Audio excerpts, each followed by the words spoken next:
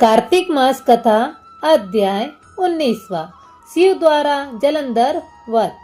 नारद जी बोले, हे राजन, इधर जलंधर ने भी महादेव जी को अपने से अधिक पराक्रमी जानकर उनको मोहित करने के लिए मायामय पार्वती बनाई और रथ में बांध दी। शिव जी ने पार्वती को रथ के ऊपर बंधी हुई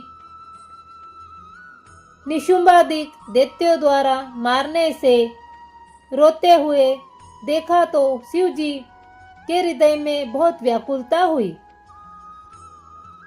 अपने पराक्रम को भूलकर सिर नीचा करके चुपचाप खड़े रह गए। तब जलंधर ने 3 बाण शिव जी के सिर, छाती और पेट में मारे, जो पंखों तक शरीर में घुस गए। जब विष्णु ने शिव की यह दशा देखी तो उन्हें समझाया कि यह सब माया रची गई है। तब शिव जी ने ज्वालामय होकर बड़ा भयंकर रूप धारण किया। महादेव जी का अति भयंकर रूप देखकर कोई दैत्य उनके सामने न ठहर सका।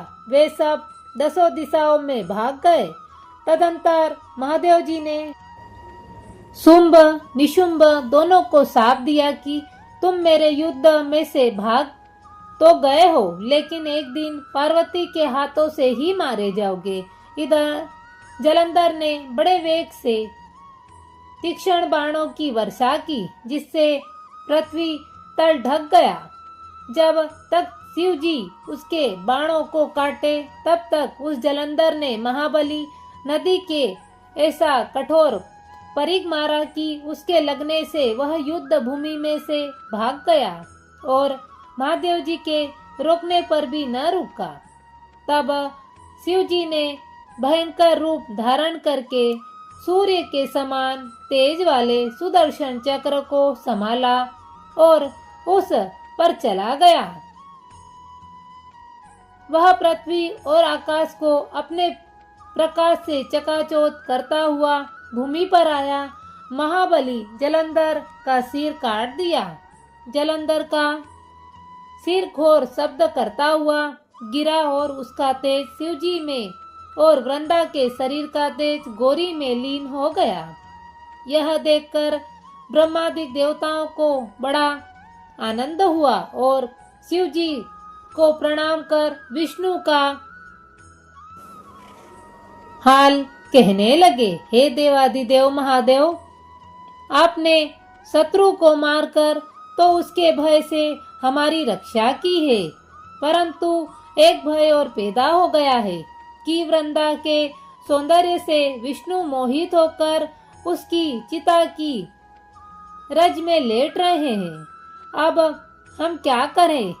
रुद्र बोले, हे देवताओं, विष्णु का मोह दूर करने के लिए तुम शरण्य मोहिनी नाम की माया की शरण में जाओ, वही तुम्हारा कार्य सिद्ध होगा।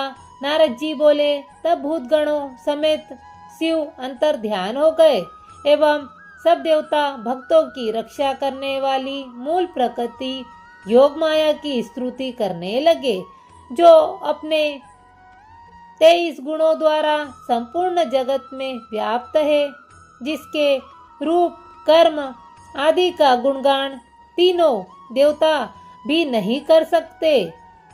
उसको हम बार बार प्रणाम करते हैं।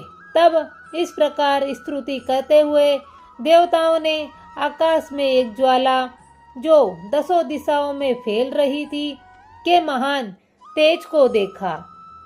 उसके बीच में से आकाशवाणी हुई, जिसे देवताओं ने सुना।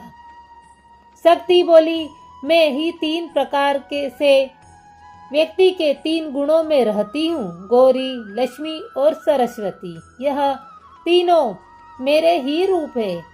इनमें रज, तम, सत्व ये तीनों मेरे ही गुण है। अतः हे देवताओं, तुम उनके पास जाओ, वे तुम्हारा कार्य पूरा करेगी। नारद जी बोले, हे राजन, विस्मय युक्त देवताओं के यह वाणी सुनने पर उनको देखते देखते वह तेज अंतर ध्यान हो गया। फिर सब देवताओं ने आकाशवाणी के वचनों को मानकर गौरी, लक्ष्मी और सरस्वती के पास जाकर भक्ति से प्रणाम किया। तदंतर भक्त वत्सल्य देवियों ने देवताओं को शरण में आए हुए देखकर उनको कुछ बीज देकर कहा, इन बीजों को विष्णु के पास जाकर उस रज में बो दोगे तो फिर तुम्हारा कार्य सिद्ध होवेगा। नारद जी बोले, हे देवी देवताओं, उन बीजों को लेकर वहां पर बोया जहां वृंदा की चिता भूमि में विष्णु भगवान दुखी होकर विराज रहे थे।